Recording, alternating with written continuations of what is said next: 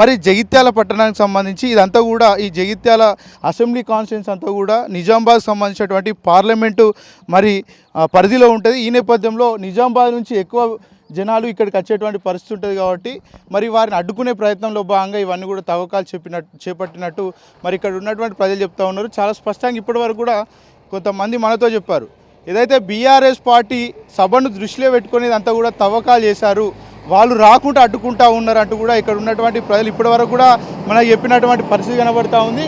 ఏదైతే బీఆర్ఎస్ పార్టీకి సంబంధించినటువంటి ఏదైతే ఎమ్మెల్యే ప్రశాంత్ రెడ్డి కావచ్చు, మాజీ ఎమ్మెల్యే విద్యాసాగర్ కావచ్చు, కొరుట్ల ఎమ్మెల్యే సంజయ్ కావచ్చు, వాళ్ళంతా వచ్చి అధికారులతోటి మరి వాగ్వాదం చేయడంతో ఇదంతా కూడా మళ్ళీ చదువులు చేసే ప్రయత్నం చేస్తూ ఉన్నారు.